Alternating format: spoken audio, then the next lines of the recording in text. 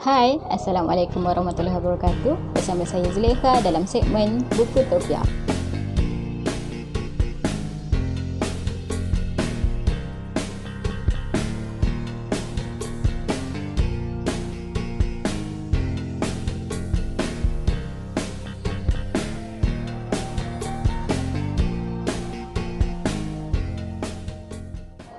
Okey, dalam video kali ini saya nak berkongsi sebuah buku yang telah saya pinjam daripada PPAS Overdrive. PPAS ni adalah Perbadanan Perpustakaan Awam Selangor. Okey. Kali ini saya akan berkongsi sebuah buku atau lebih tepatnya adalah sebuah komik bertajuk My Beijing: 4 Stories of Everyday Wonder. Hasil karangan dan ilustrasi Nie Jun. Saya tak pasti betul ke tak saya sebut nama Nie Jun atau Nie Jun. Okey. Dan komik ni asalnya adalah dalam bahasa Mandarin dan telah pun diterjemahkan kepada bahasa Inggeris oleh Edward Gavin. Jadi yang saya baca ni adalah terjemahan bahasa Inggeris. Buku terjemahan bahasa Inggeris ni telah diterbitkan oleh Graphic Universe. Komik ni dia menceritakan tentang kehidupan seorang kanak-kanak perempuan yang bernama Yu yang dijaga oleh datuknya di kejiranan hutong dekat Beijing. Kalau anda selalu tonton drama Cina, terutama yang dulu-dulu, anda akan nampak perkarangan rumah orang Cina yang mempunyai laman yang luas, dilitupi oleh dinding-dinding batu yang tinggi. Hutong ini adalah lorong-lorong yang terletak di antara dua dinding, di antara dua rumah. Beginilah rupa kawasan kejiranan hutong.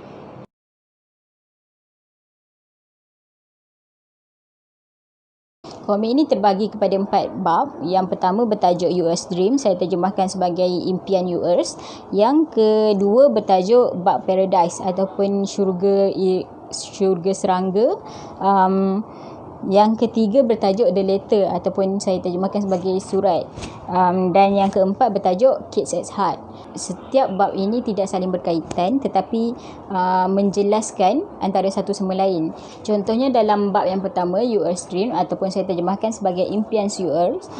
US ni dia cita-cita untuk menjadi perenang di Olimpik. Datuk si US ni membawa US ni ke pusat renang yang berada di kejiranan itu.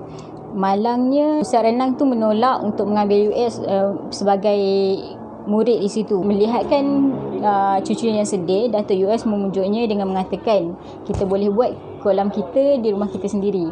Malangnya ada satu kejadian yang menyebabkan US terpaksa melupakan impiannya untuk menjadi perenang di Olimpik. Dalam bab yang pertama ada satu perkataan Gimpy. Menurut Kamus Merriam-Webster, Gimpy boleh dikatakan satu perkataan ejekan yang berkaitan dengan cara berjalan yang tempang. Disebabkan saya ni bukanlah orang yang mahir sangat dalam bahasa Inggeris, jadi saya tak faham apakah maksud perkataan Gimpy. Dalam bab yang kedua ni barulah saya dapat tahu alasan UR tidak diterima di pusat renang tu adalah kerana UR merupakan seorang yang tempang. Dia sebenarnya ada bertongkat dan capit sebelah kaki. Dalam bab yang kedua ni menceritakan US ni telah menjadi mangsa buli disebabkan ketempangannya. Dalam satu kejadian UR cuba menyelamatkan seekor rama-rama daripada dikoyak sayapnya oleh sekumpulan kanak-kanak di kejiranan dia tu. Disebabkan US cuba menyelamatkan rama-rama tu, kanak-kanak itu telah membuli US dengan sampai menyebabkan US terjatuh. Ketika itu ada seorang kanak-kanak misteri, seorang budak lelaki yang gemuk telah menyelamatkan US daripada dibuli. US tidak mengenali kanak-kanak ni sebab kanak-kanak ini tak pernah berada di kawasan kejiranan tu. US sedih melihatkan sayap rama-rama ini telah koyak dan berkemungkinan tidak dapat terbang lagi. Untuk memujuk US, kanak-kanak misteri ini telah membawa US ke satu tempat yang digelarnya sebagai syurga serangga. Tempat ini merupakan rumah tinggalan. Dindingnya dah banyak roboh, tetapi kanak-kanak ini menjadikan tempat ini sebagai syurga bagi serangga dengan menyediakan pokok-pokok bunga sebagai tempat untuk serangga-serangga ini menghabiskan hidup mereka. Selepas kejadian misteri ini, budak UR tidak lagi berjumpa dengan kanak-kanak lelaki tersebut. Dalam bab yang keempat ini iaitu The Letter ataupun saya terjemahkan sebagai surat, menceritakan macam mana Datuk UR mengenang kembali masa mudanya yang bekerja sebagai seorang postman. Bagaimana hanya kerana sekeping surat telah menemukannya dengan nenek UR. Dalam bab yang keempat ni Kids at Heart menceritakan perseteruan ataupun pertelingkahan antara Datuk UR dengan Datuk kepada sahabat UR yang merupakan seorang pesara tetapi berminat dalam melukis. Untuk kepada kawan UR ini merasakan orang-orang muda tidak lagi menghargai kesenian. Pada akhir cerita ini menunjukkan UR menemui cita-cita yang baru. Komik ini menjelaskan kita bahawa walaupun kita mempunyai impian A, tapi sekiranya impian A kita itu tidak terlaksana, kita tidak perlu putus asa. Terdapat satu kata-kata dalam komik ini yang membuatkan saya menjadi terfikir, iaitu orang tua juga mempunyai impian. Orang tua juga mungkin ada perkara yang mereka nak buat dalam hidup mereka dan yang mereka tidak dapat tunaikan semasa mereka muda.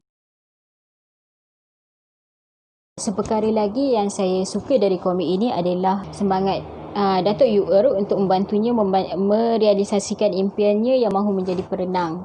Okey, dekat sini menunjukkan perlunya sokongan daripada ahli keluarga untuk membantu kita dalam merealisasikan kita punya impian. Perkara lagi yang saya suka dalam komik ini adalah bagaimana mereka menghargai momen-momen ataupun detik-detik kecil yang orang kadang-kadang menganggap enteng. Antara kelebihan membaca komik seperti ini, kita dapat tahu perkara-perkara seperti Kejadian Hutong ni secara visual. Membaca komik-komik seperti ini, tidak kiralah komik apa pun, memaksa kita untuk membaca ataupun mencari sesuatu perkara yang lebih daripada apa yang diperkatakan di dalam dialog, seperti mimik muka, watak-watak.